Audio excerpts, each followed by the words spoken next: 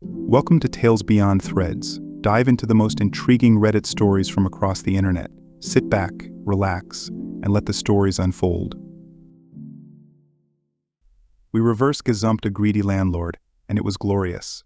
Gazumping occurs when an agent or seller accepts an offer you make to buy a property at an agreed price, but the property is sold to someone else. This usually happens when the vendor sells the property for a higher amount. This happened 15 years ago, and it is one of the proudest moments of my life. My best friend and her husband have 5 kids together.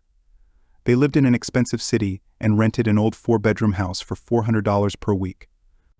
The house was very rundown with a disgusting kitchen and stink drains, but it was all they could afford at the time. Still, they made it work. The owner was a nice old lady who was extremely wealthy and very fond of my friend.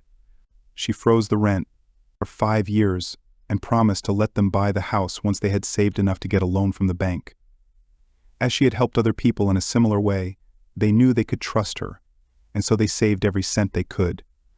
It took them 5 years, but they finally told her they were ready. 2 days later, the nice old lady passed away before anything was put in writing. Enter the new owners, the lady's 4 children. Each extremely wealthy in their own right, they inherited a huge portfolio of properties. When they first spoke to my friends, they assured them that the sale would still go through, but they would have to wait until probate had settled. Confident, my friends started making some changes to the place. They started by stripping wallpaper, painting, and making plans.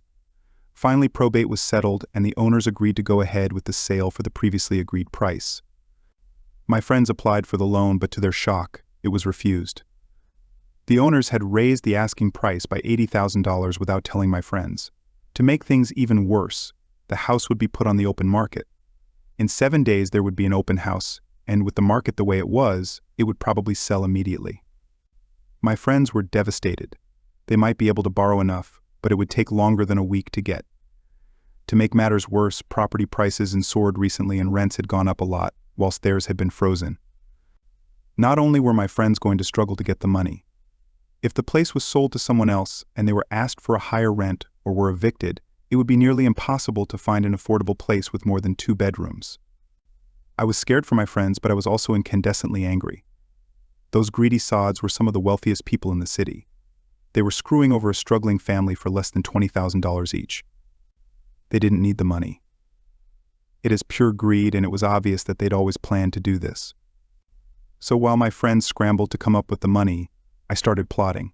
I looked up advice on what helps to make a sale.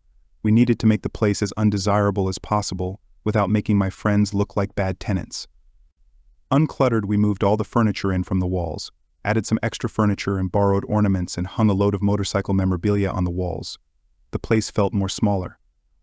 Smell, my friend boiled a head of cabbage on the stove, and we sprayed ammonia around the front and back doors, because it smells like all the neighborhood cats had been marking their territory.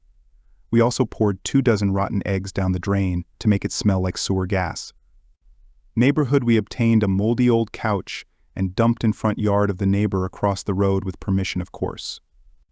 Neighborhood X2, we started calling friends for help. Anybody with a loud and crappy car was asked to do a few laps in front of the block during the open day. The street was unusually busy that day. Everyone we knew found a reason to drive by. It was practically rush hour.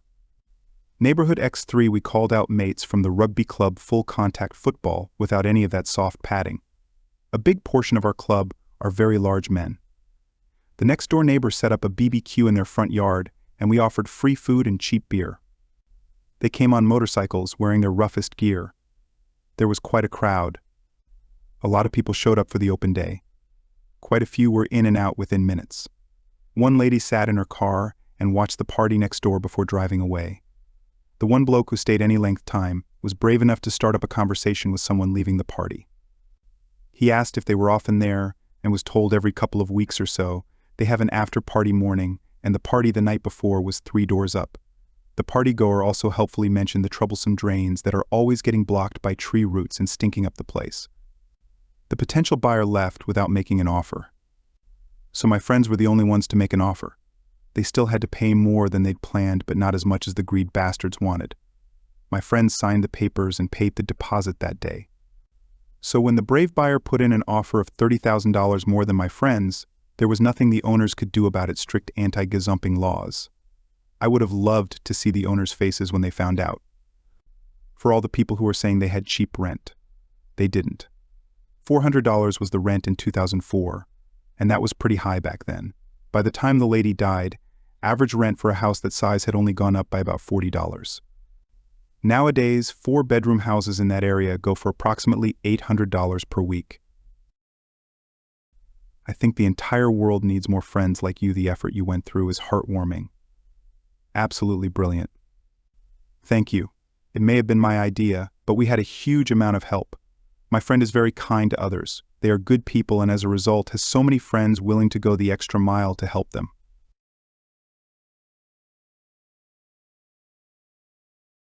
Fired from my job, but received a year's worth of pay and got my boss fired. This happened in the early 2010s, before the advancement of technology in video editing and content creation. I was hired as a content creator for a university that wanted to leverage YouTube to kickstart their branding campaign. The pay was low, roughly $2,200 USD, and in those days, there were not that many video content creators around, and the process usually took a long time from start to finish. I was hired, and on my second day, my manager presented my KPI of 85 3 to 10-minute videos in 52 weeks, which was impossible for a one-man team in those days.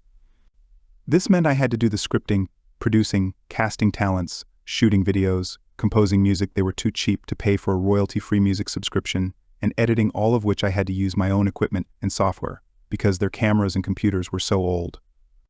They simply couldn't handle the strain of even doing things in 720p, much less 1080p. I tried to let my manager know, but she just smiled encouragingly, telling me to give it a try, assuring me if the videos were good, the quantity would not be what she focused on. Hearing this, I agreed to give it a try.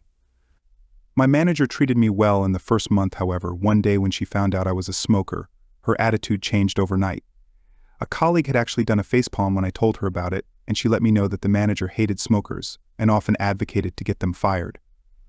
She started nitpicking me on everything, from smelling like cigarette smoke after my breaks, coming in 5 to 10 minutes late despite doing more than 4 hours of overtime daily, not being contactable during break times. The list goes on. But I soldiered on because I just wanted to do the work and do it well. 5 months in, I was called into the director's office where I saw my manager putting on her best displeased but gleeful face, and I felt my stomach drop. The director told me that she was disappointed because she had heard that I was falling behind on my work, and it was already halfway through the year, and I had only completed 30 out of my 85 videos. I tried to explain that I had been working my butt off on these videos. I literally worked 6 days out of the week, over 60 hours just to do what needed to be done, and that being a one-man army made things impossible. And also the fact that the videos I had put up grossed the highest views ever on their YouTube page. I also recounted how my manager said that she was looking for quality videos over quantity. The director dismissed this and stated that the KPI was simply 85 videos in a year, and since it was almost half a year in with my numbers at less than half, she felt it prudent to cut the cord early. I asked how would they even meet the KPI if they were to fire me now. My manager had snorted, saying we'll find a professional production house to finish your work. The director had given her an odd look, but nodded in her support nonetheless, telling me you don't need to worry, manager will get the job done. That was when a light bulb went off in my head. Seeing as I was the content professional in the office, one of my jobs was to keep a database of production houses to use in the event we needed to do a shoot that required more resources. And I was sure that they would be using the production houses in my database, as my manager had no contacts in the production industry. So I changed the contact numbers and messed up all the emails on all of the entries, except one. The one, I had a friend working as a junior director, not an assistant director, but a director assigned to smaller video projects. I gave him a call and told him of my plan, and sure enough, within 2 days, they were called to come in to pitch. I told him that I had a plan that was a win-win for us. It would instantly help him and put him on the fast track to a director position by bringing in that much business to his production house, and it would also benefit me financially. I would teach him exactly how to pitch to win over the boss and the director, and in turn, his company would pay me a standard finder's fee of 15%. He agreed instantly and immediately put me on the line with his general manager, who, upon realizing this, was to be 6 months of work for a high 6-digit payout, instantly agreed and drew up a contract. As it turns out, after I gave them a metaphorical step-by-step playbook, they were the perfect fit, somehow understanding the needs and style of the university as well as the sort of themes the university wanted to feature. The director and my former boss were amazed that my friend's production house was so familiar with their content that they signed them up on the spot. Now, even back then, using a production house back then was not cheap. Each video that they produced could cost double to triple my monthly salary, given that they had specialized people for each function: producer, director of photography, gaffer, sound person, video editor, assistant director, production assistants, etc. But this meant that they could complete a video every 2 to 3 days. So yes, they produced 50 videos in a span of 4 months for over 100 months of my salary, and I sat back and collected the healthy 15%, which was about 15 months of my salary. This allowed me to put money aside for a holiday and the rest to further my studies with a respected film school overseas. I thought my plan ended here and I had gotten back at my former bosses, but to my surprise, I received a call from my colleague while I was holidaying in Bali one day. This was the same colleague who had face-palmed when I told her that my manager had found out that I was a smoker. She told me that my former manager had been fired and my director given a massive blasting by the chancellor of the university. The content creation project which I was hired for was only given a budget equating to about 1.5 years of my salary, and they had exceeded that budget by over 10 times. My former manager was so desperate to ensure that her content creation project could be completed that she had thrown caution to the wind, paying anything to get the job done so that she could show my director that she had completed the project, and had approved the massive spend without getting consent from the director. So that is how I got my friend a super fast promotion to a full director in his production house, and 1 year of pay after getting unfairly fired from my job. People who have never done video editing have no fucking clue how laborious that shit is. I can't even imagine people that produce CGI. The disrespect that the creatives get from people who have never done those types of jobs is hard to believe. Also, it wasn't just editing. Op mentions they were also responsible for producing, shooting, casting, composing, and probably a whole bunch of other things. That's not a video editor, that's a whole production studio. Especially if they're asking for more than 1 video per week. That's a truly insane ask.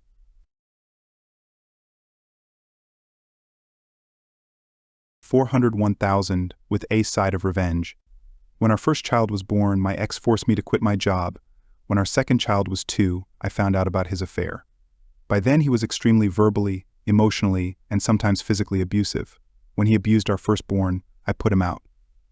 That was in 2012. I couldn't afford daycare to work and had no family support. He refused to give me any money to take care of the kids, saying the courts haven't ordered me to give you a dime. He lied to the bank and had my accounts frozen and even assaulted me when I filed for default in the divorce. The judge finally ordered him to pay child and spousal support 6 months after I kicked him out. It was $25.62 a month. He refused to pay it until the garnishment kicked in, and by then he was $6,000 behind in support. I used that to get permission to move away. I remarried 1 year after the divorce. I checked the court docs and there was a little box that said spousal support stopped upon remarriage if that box was checked. It wasn't checked, so I figured I was good. Instead of filing for his retirement, I just took that year of spousal support, $12,000, and left it alone. Spousal support was only ordered for 2 years.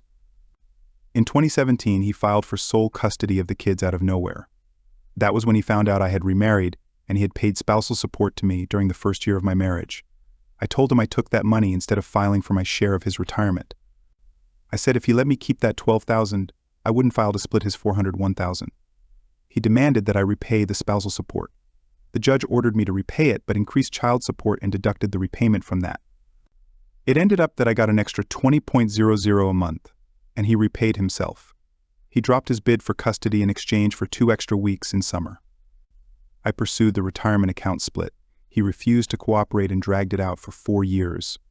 It was so bad, they sanctioned him, and he had to pay me $600 a month for 1 year in addition to child support. They also charged him with contempt. In John 2021, he proposed to his girlfriend. In May of 2021, I finally got the disbursement from his $401,000. I won't say how much it was, but it was about 4 times the amount of spousal support overpayment. I had no idea it would be that much. I had thought it would be around $12,000, which is why I thought keeping that year of spousal and not filing for his retirement account was a fair trade.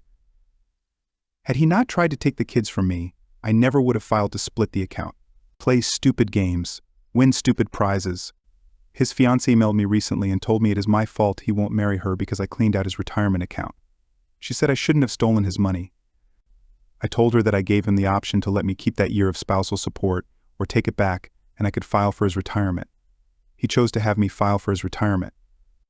I told her that if he really wanted to marry her and protect his assets, they could get a prenup so he wouldn't have to worry about it. She said she shouldn't have to sign a prenup because I robbed him.